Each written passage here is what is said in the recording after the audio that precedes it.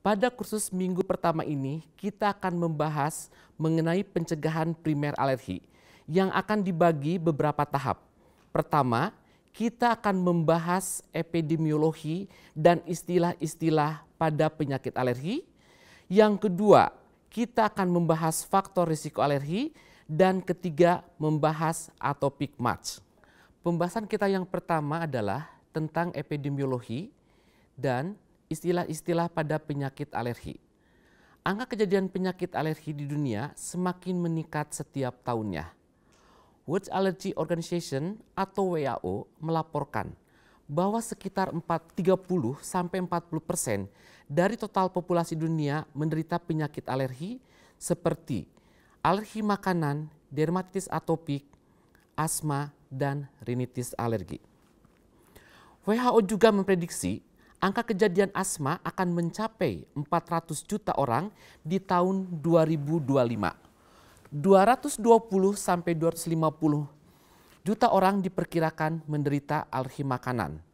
WHO juga mengindikasikan sekitar 1,9–4,9 anak-anak di dunia menderita alergi protein susu sapi.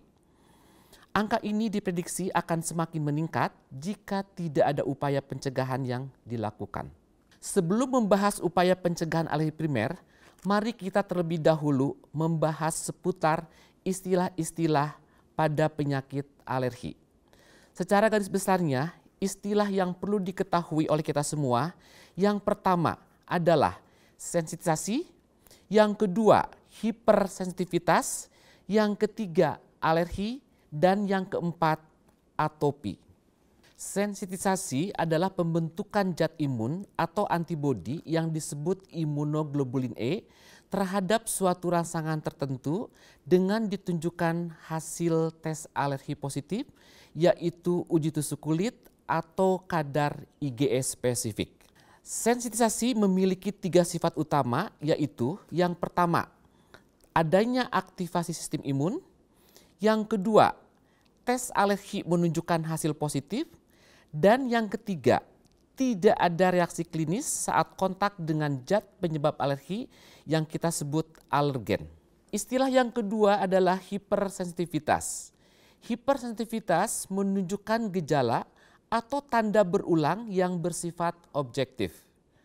Hipersensitivitas diawali oleh pajanan tertentu pada dosis yang dapat ditolerir individu normal.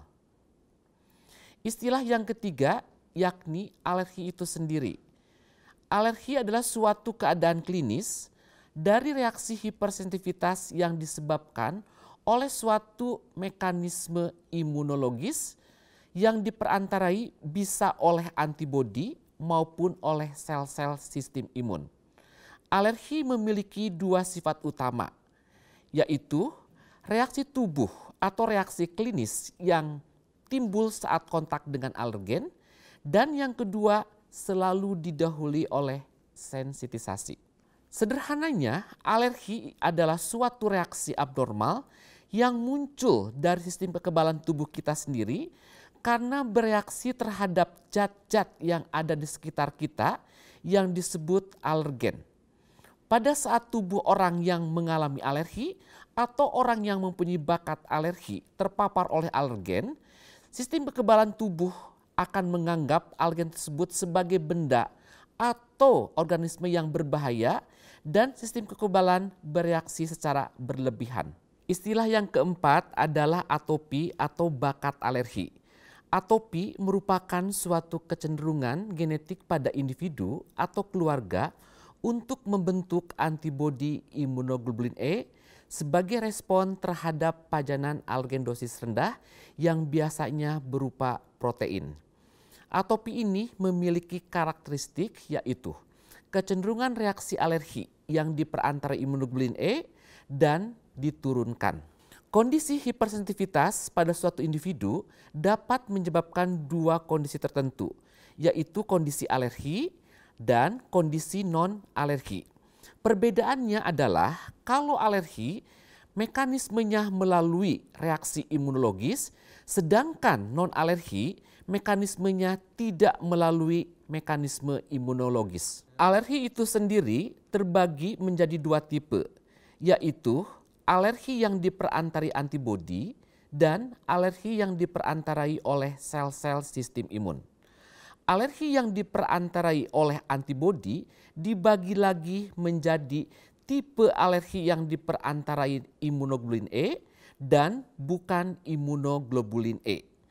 Alergi yang diperantarai imunoglobulin E dibagi lagi menjadi dua tipe, yaitu atopi dan non-atopi. Manifestasi penyakit alergi dapat muncul melalui 3 fase. Yang pertama adalah fase pajanan, yang kedua adalah fase sensitisasi, dan yang ketiga adalah fase manifestasi klinis atau reaksi tubuh.